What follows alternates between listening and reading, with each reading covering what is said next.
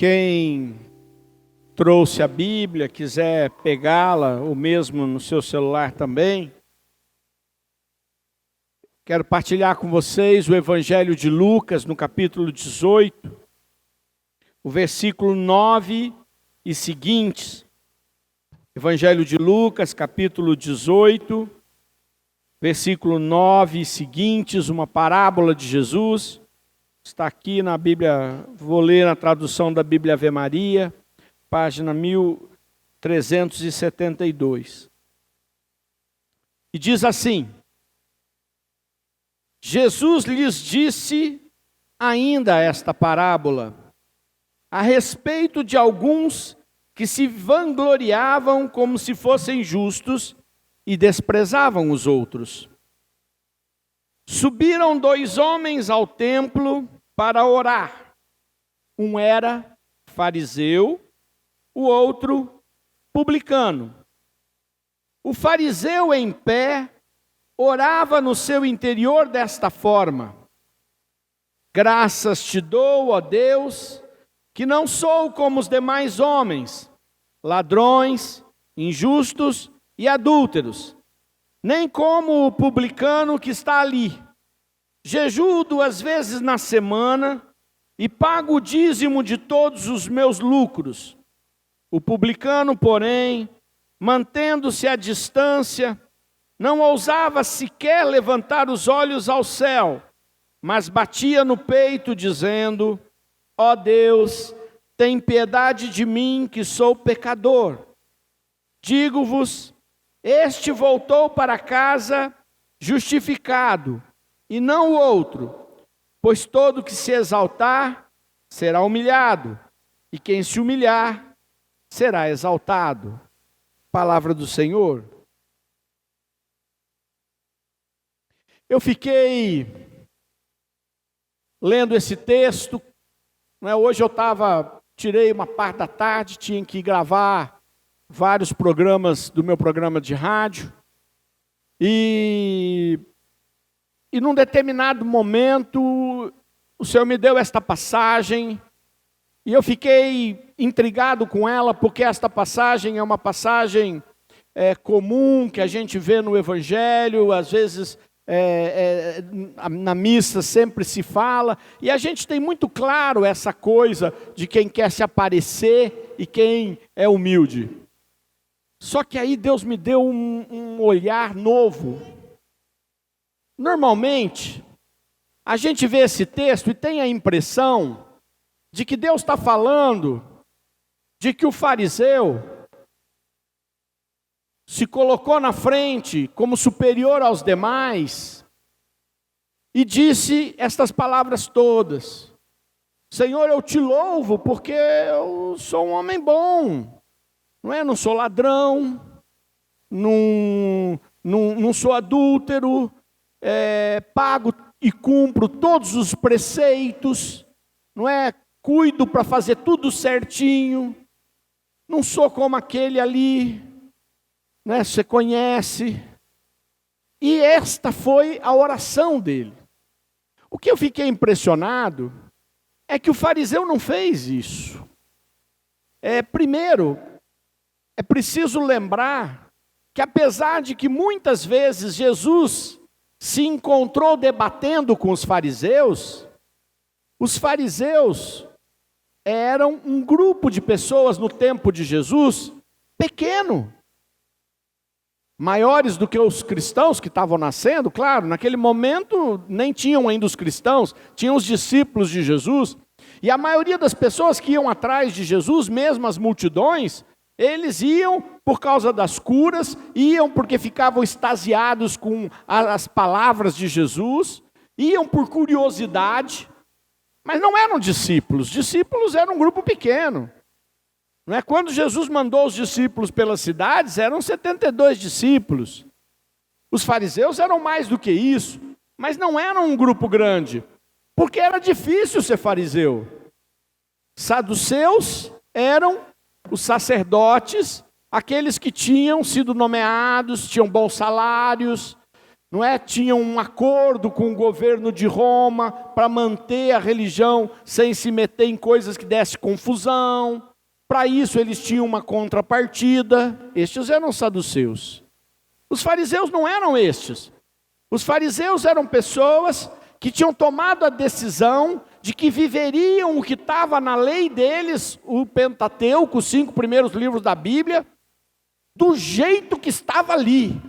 Eles eram pessoas daquelas radicais. Radicais, mas não eram radicais no mundo, eram radicais da igreja. Eram pessoas que queriam viver aquelas coisas que Jesus disse que não iam ser tiradas, nem uma letra, nem a menor letra do alfabeto, nem o A. Né? Na verdade, o iota, que é uma palavra hebraica, é a menor da letra hebraica, né? Que ele não tiraria nada. Jesus não falou que ia mudar nada. Então aqueles homens tinham um esforço muito grande para fazer as coisas certas. Para fazer as coisas certas. Então ele disse, e o que eu achei incrível nesse texto, é porque Jesus faz questão de deixar claro que o fariseu falou aquilo em segredo, no seu íntimo. Ele não apareceu e falou assim, Senhor, eu estou... Não é como aquele outro texto do Evangelho, que Jesus fala dos sacerdotes que gostavam de ficar nas esquinas, com a palavra colada na testa para dizer que cumpria, com as franjas, com os textos bíblicos, que gostavam de andar pela rua com a cara de quem fez jejum e está morrendo de fome, e está até passando mal, para os outros verem que eles são fiéis. Não é desses que Jesus está falando. Jesus também fala desses num outro texto. Jesus está falando de um homem que entrou na igreja e falou tudo no segredo. O que Jesus está dizendo para a gente? Olha, aquele homem, cumpridor de tudo, que faz tudo certinho, não quis se aparecer para os outros, mas Deus não o justificou. Deus não considerou ele justo. O que é justificar? É considerar aquele homem justo. Deus não o considerou justo. É como se Deus dissesse assim, você se considera justo, mas eu não te considero. Porque a balança de Deus é diferente. E aí Jesus diz que aquele outro publicano, e o que é um publicano? As pessoas às vezes não sabem o que é publicano. Os publicanos eram aqueles que tinham profissão, que lhes fazia, pela simples condição que viviam, não terem como cumprir a lei. Por exemplo, cobrador de impostos, publicano, o Zaqueu, Mateus, que estava na coletoria, a prostituta que encontrou lá, publicana. Quem eram os publicanos? Eram as pessoas que não tinham como viver aquela vida por causa da condição que estavam. Então o fariseu disse, e ainda bem que você não me deu uma profissão daquela. Ainda bem que você não fez eu nascer daquele jeito. Ainda bem que você não fez eu ser assim. Ainda bem que você não fez eu ser assado. Eu sou melhor. Me impressionou muito este texto, porque para mim significa, Deus te conhece, me conhece, nos conhece no íntimo. Você pode fazer o que quiser por lá de fora. Aqui por lá de fora você pode se mostrar humildezinho, caridoso. Você pode enganar o mundo inteiro. Neste caso, Jesus só quis dizer que aquele homem saiu de lá sem a unção de Deus. Não foi justificado. A justificação vem por Jesus Cristo. Ele é que santifica todas as coisas. E aí ele diz, olha, você quer ser justificado? Você quer sair com a minha unção? Você quer sair com a minha salvação? Porque eu quem justifico? Eu preciso ver como é que está o teu coração. Eu preciso ver quem é você por dentro. Por dentro. Vocês sabem que a posição das pessoas, a própria palavra de Deus diz que é uma armadilha. Eu estou aqui na frente, ok? Estou aqui na frente, está todo mundo me vendo. Ou um juiz, todo mundo sabe que fulano é um juiz. Ou é um professor na sala de aula, todo mundo sabe quem é. Aí todo mundo fica olhando o que você faz. Então, para que eu não pareça um pecador, eu vou manter as aparências. Posso enganar todo mundo. Quem eu não vou enganar? Deus. Só que isso não acontece só com quem está na frente, com quem tem uma profissão assim. Pode acontecer com qualquer pessoa. Você mesmo pode ficar iludido e não perceber como é que você está por dentro. Então esse texto é um texto que Jesus fez questão de narrar para dizer assim, moça, cara, dá uma olhada como é que você está dentro de você. Como é que você se analisa? Quando você se olha, você só olha o teu lado bom? E eu me lembrei o seguinte, olha gente, é uma coisa engraçada. Eu acho que as últimas pessoas que vieram falar comigo por problemas conjugais, chegavam para mim e diziam assim, olha, eu tenho alguns problemas, mas nada demais, nada que todo mundo não tenha. Quase que eu virava e falava assim, então não precisava ter me tirado meu tempo é tão difícil, você vai gastar o tempo desse para vir falar uma coisa que nada que todo mundo não tenha? Quer dizer, a pessoa vai falar e fala assim, não, mas não que eu seja assim. É porque por dentro, a pessoa está como aquele fariseu, olhando o que ele faz e julgando o que o outro não faz. Porque o que faz a gente ficar com essa postura exterior, o que faz a gente ficar com essa postura é querer manter a fachada. Mas interiormente, o que faz a gente ficar com essa postura é ficar comparando-nos com os outros. Comparando-nos com os outros. Eu já contei aqui umas 10 vezes essa história, e contar mais uma não vai fazer diferença. Que eu falei que eu estava fazendo um retiro de 10 dias de silêncio, e era 10 dias de silêncio, 12 dias de silêncio. Quando vai chegando no final, você está com vontade de conversar até com a grama, né? 12 dias de silêncio absoluto, e assim, eu estava explodindo, falava com o orientador espiritual, 20 minutos uma vez por dia só, estava explodindo, passei na capela e via, cara, assim. Aí na hora do refeitório eu falei para a pessoa que era meu amigo do lado, eu falei assim, nossa, fiquei olhando para você, eu estou aqui sofrendo, estou achando que eu já não tenho mais nada, e você está nesse estado de contemplação, que maravilha. Ele falou, contemplação que nada, eu estava lembrando da minha namorada. É que ele estava na capela, diante do Santíssimo, eu achei que ele estava lá, era adorando Jesus, ele estava, na verdade, lembrando da namorada. Por que eu estou contando isso? Não para diminuí-lo, para dizer que aparência.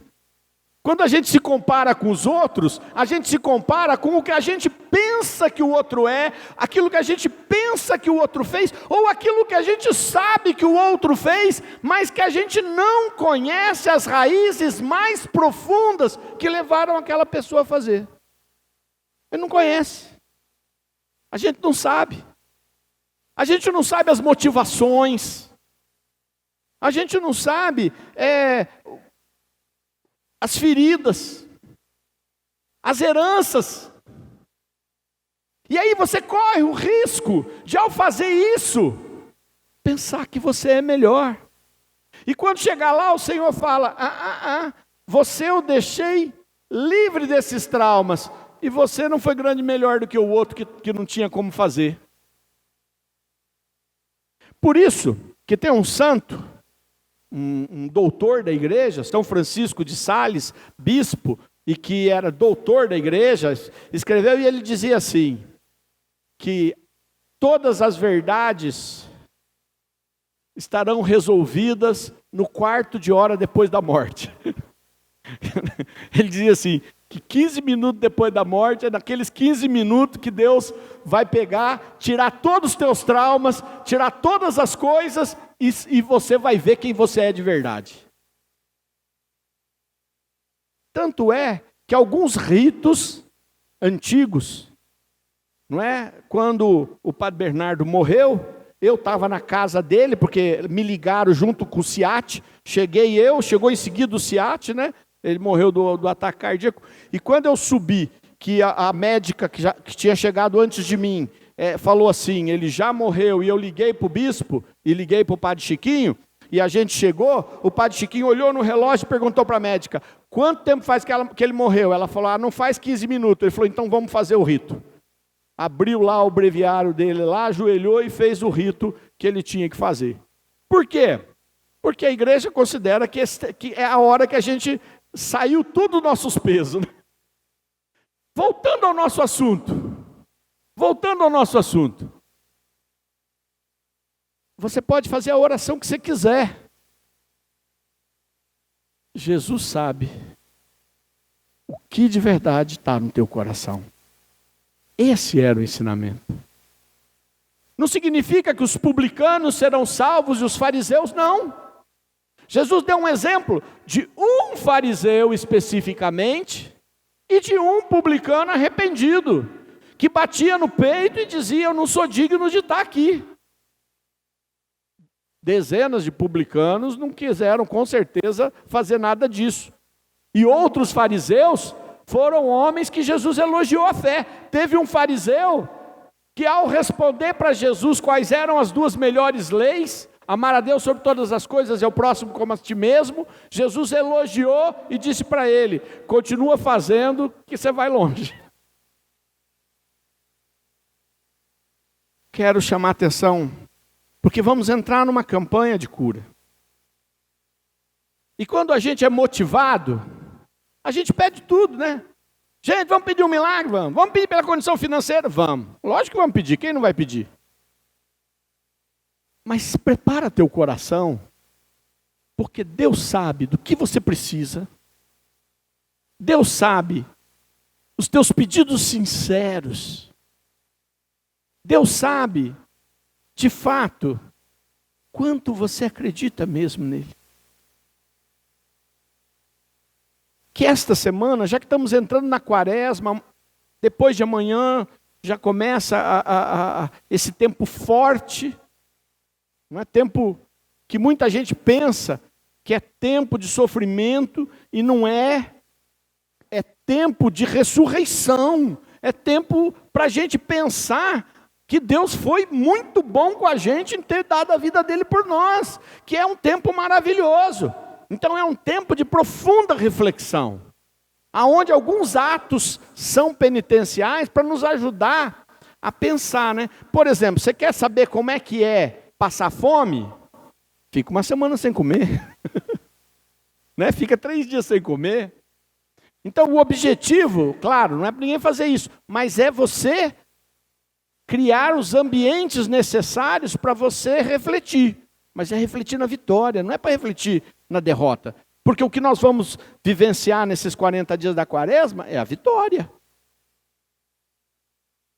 Aproveita essa semana para preparar teu coração, para que a hora que o Senhor abrir o céu, você diga, eis-me aqui, Senhor, eu preciso. Eu não quero saber dos outros, eu preciso. Louvado seja nosso Senhor Jesus Cristo.